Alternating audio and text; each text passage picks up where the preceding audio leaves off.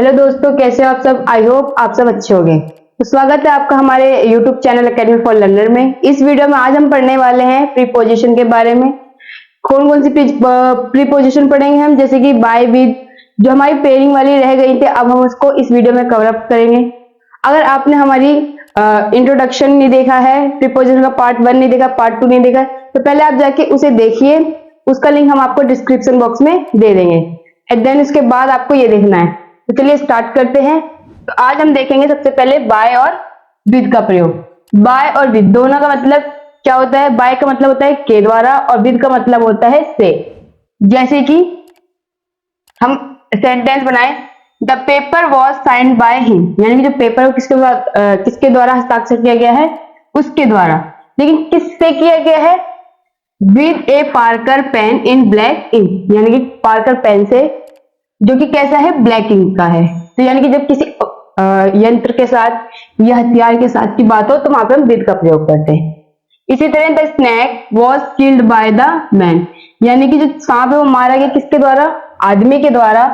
किससे मारा गया, विद ए स्टिक, एक स्टिक के द्वारा, एक स्टिक से। इसी तरह you can not catch a big fish, तुम एक बड़ी फिश नहीं पकड़ सकते विद ए स्मॉल रोड, एक स्मॉल रोड के साथ।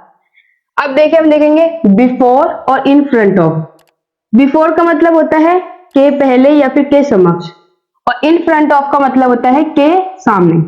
अब देखिए के पहले का रूल देखेंगे, जैसे आई केम बिफोर यू, मैं तुमसे पहले आया। लेकिन के समक्ष का, India raised the issue of cross border terrorism before the UNA, यानी कि जो भारत है वो संयुक्त राष्ट्र के समक्ष उन्होंने क्या कहा, सीमा पार, उन्होंने क्या किया, सीमा पार टेररिज्म यानी कि आतंकवाद का मुद्दा उठाया। किसके समक्ष उठाया, यूएनए के। तो जब समक्ष की बात हो, के समक्ष के लिए, वहां पे भी आपको बिफोर का ही प्रयोग करना है। अब देखिए in front of. In front of जैसे don't park your car in front of my gate, यानी कि अपनी कार को पार्क मत करो किसके सामने, मेरे गेट के सामने। जब गेट के सामने यानी कि फेस के सामने होता है कोई चीज, तब वहां पे हम इन फ्रंट ऑफ का प्रयोग करते हैं। अब हम देखेंगे एट और इनका प्रयोग। एट का प्रयोग कहाँ करते हैं, इनका प्रयोग। दोनों का मतलब में होता है, लेकिन इनका प्रयोग कहाँ करेंगे वो देखिए। एट का प्रयोग होता है छोटे स्थानों के लिए, यानी कि छोटी जगह के लिए। जैसे कोई गांव का नाम हो, रामपुर, या फिर कोई ऐसा छोटा सा कस्बा हो, तो वहां के लिए आपको एट का प्रयोग करें। लेकिन जब बड़े जगह की बात है, जैसे कोई जिला हो, कोई राज्य है, तो वहां पे आपको इन का प्रयोग करना होता है। जैसे कि हम कहेंगे I live at Mukherjee Nagar, मैं मुखर्जी नगर में रहता हूँ, इन दिल्ली, और वो कहां पर है, दिल्ली में। तो दिल्ली एक बड़ी जगह है और फेमस भी है, तो इसके लिए हमने इनका प्रयोग किया है। मुखर्जी एक छोटा सा स्थान है जहां पे हम रहते हैं, तो वो एट, यानी कि कुछ लोग वहां पे रहते हैं, और दिल्ली में कई लोग रहते हैं, कई कई जगह हैं, अलग अलग नाम से बोली जाती है। तो एट का प्रयोग हमें कहाँ करना है, छोटी जगह के लिए, और इनका प्रयोग करना है हमें बड़ी जगह के लिए। इसी तरह शी लिव्स इन आगरा, वह आगरा में रहती है। वो कहाँ रहती है, आगरा में। आगरा एक फेमस सिटी है, तो इसलिए हमने इसका प्रयोग इन, यानी कि इन के साथ किया है। अब देखिए आई वर्क एट रामपुर, मैं रामपुर में काम करता हूं।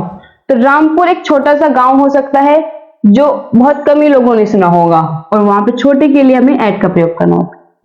अब देखिए नंबर 12 पे इन स्पाइट ऑफ, ये डेस्पाइट, दोनों का मतलब होता है के बावजूद। जैसे कि in spite of working hard he failed, यानी कि कठिन परिश्रम के बाद भी वह फेल हो गया, यानी कठिन परिश्रम के बावजूद, यानी कि उस कठिन परिश्रम करने के बावजूद भी वो क्या हो गया, फेल हो गया। इसी तरह डेस्पाइट, यानी कि डेस्पाइट, जैसे being rich he is not happy, यानी कि अमीरी के बावजूद, यानी कि अमीर होने के बावजूद भी वो क्या है, खुश नहीं है। तो दोनों का मतलब के बावजूद होता है। तो आपको हमेशा याद रखना है, डेस्पाइट के साथ ऑफ का प्रयोग नहीं करते हैं, वो एरर में दिया जाता है जिसको आपको ठीक करना होता है। तो डेस्पाइट के साथ आपको कभी भी ऑफ का प्रयोग नहीं करना होता। अब हम देखेंगे बाय और इन का डिफरेंस। देखिए बाय और इन का प्रयोग कैसे करते हैं। सबसे पहले हम एग्जांपल देखेंगे, I am sitting in the car, यानी कि मैं कार में बैठा हुआ हूं। तो ये तो ठीक है कि I am sitting in the car. अब हमने नेक्स्ट देखा है I am going in car, मैं कार में जा रहा हूं। तो मैं कार में जा रहा हूं, ये बिल्कुल गलत है। हम क्या कहेंगे, I am going by car, यानी कि मैं कार से जा रहा हूं। जब हम किसी व्हीकल के द्वारा जाते हैं तो उसके साथ के लिए हमें बाय का प्रयोग करना होता है। जैसे बाय बस, बाय ट्रेन, इस तरह। अब देखिए नंबर 14, एग्जैक्ट टाइम के लिए आपको हमेशा एट का प्रयोग करना होता है। मंथ की जहां बात होती है वहां पे इन का प्रयोग करना है, ईयर के लिए इन का, और डे के लिए ऑन का, डेट के लिए भी ऑन का। यानी कि आपको कहां पे क्या प्रयोग करना है, अगर आपको एग्जैक्ट टाइम दिया गया जैसे 7 बजे 6 बजे, तब वहां पे आप एट का प्रयोग करोगे। और जहां पे मंथ की बात की गई जैसे जनवरी फरवरी, तब वहां पे आपको इन का प्रयोग करना है। ईयर की बात की गई है जैसे 2003 या 2005, तब वहां पर आपको इन का प्रयोग करना है। डे की बात की गई है जैसे संडे मंडे, तो वहां पर आपको ऑन का प्रयोग करना है। और डेट दी गई है जैसे 7 सितंबर 8 सितंबर, तो वहां पर आपको ऑन का प्रयोग करना है। एग्जाम्पल देखेंगे जैसे I reach Delhi eight 7 o'clock, यानी कि मैं 7 बजे दिल्ली पहुंचा। तो यानी कि यहाँ पे एग्जैक्ट टाइम बताया गया, इसलिए हमने एट का प्रयोग किया है। इसी तरह देखिए आई रीच दिल्ली इन मई, मैं मई में दिल्ली पहुंचा। कब पहुंचा? मई में। अब यहाँ पे मंथ की बात की गई और मंथ के लिए हमें इनका प्रयोग करना है। आई रीच दिल्ली इन 2005, यानी कि 2005 में मैं दिल्ली पहुंचा। अब यहाँ पे किसकी बात कर जा रही है कि ईयर की। इसी तरह I reach Delhi on Monday, यहाँ पे दिन की बात की जाएगी कि मैं दिल्ली सोमवार को यानी कि मंडे को पहुंचा, तो मंडे के लिए हम ऑन का प्रयोग करेंगे। अब देखिए आई रीच दिल्ली ऑन 7 सितंबर, मैं 7 सितंबर को दिल्ली पहुंचा। तो टाइम डेट की बात की जाएगी तो यहाँ पे हम एन का प्रयोग ऑन का प्रयोग करेंगे। अब देखिए कुछ जो इनके साथ हमेशा आपको एट का प्रयोग करना होता है जैसे at dawn, at dusk, at daybreak, at sunrise, at noon, at sunset, at night, at midnight. इसके साथ हमेशा आपको प्रीपोजिशन एट का ही प्रयोग करना है, लेकिन मॉर्निंग और इवनिंग के साथ आपको हमेशा इन का प्रयोग करना होता है, जैसे in the morning, in the evening. अब देखिए in the morning, in the evening, लेकिन आपको याद रखना है अगर मॉर्निंग और इवनिंग से पहले डे आता है या फिर मंथ आता है, सॉरी टाइम डेट आती है, तब आपको किसका प्रयोग करना है? ऑन का प्रयोग करना है। कैसे करना है? जैसे कि ऑन संडे मॉर्निंग, यानी कि संडे की सुबह। On the evening of May the 2nd, तो यानी कि यहाँ पे क्या दे रखा है? डेट दे रखा है, तो यहाँ पे भी आपको ऑन का प्रयोग करना है। तो बच्चों देखिए इन ये जो वर्ड है इनके साथ आपको प्रीपोजिशन का प्रयोग नहीं करना होता है, जैसे कि टुडे के साथ tomorrow, yesterday, the following day, the next day, yesterday evening, yesterday afternoon, last night, this morning, this afternoon, tonight, tomorrow, और tomorrow morning, tomorrow evening। इनके साथ आपको प्रीपोजिशन का प्रयोग नहीं करना होता। जैसे हम कहें he will go there on tomorrow, यहाँ पे on नहीं आएगा, केवल क्या आएगा? he will go there tomorrow, वह कल वहां जाएगा। अब देखिए आफ्टर और बिफोर का देखेंगे। आफ्टर का मतलब होता है के बाद और बिफोर का मतलब होता है के पहले। जैसे ही return India after a long time, यानी वो बहुत समय बाद भारत लौटा। अब इसी तरह I left America before Christmas, मैं क्रिसमस से पहले अमेरिका छोड़ दूंगा। तो यानी पहले के लिए हमें बिफोर और बाद के लिए आफ्टर का प्रयोग करना है। अब देखिए टिल और अंटिल का प्रयोग कहां करते हैं? टिल और अंटिल का प्रयोग होता है पॉइंट ऑफ टाइम के साथ, जैसे हम कहते हैं तक। जैसे कहें the government will not pass any bill, यानी गवर्नमेंट जो है कोई बिल पास नहीं करेगी, कब तक? टिल या फिर अंटिल नेक्स्ट सीजन तक।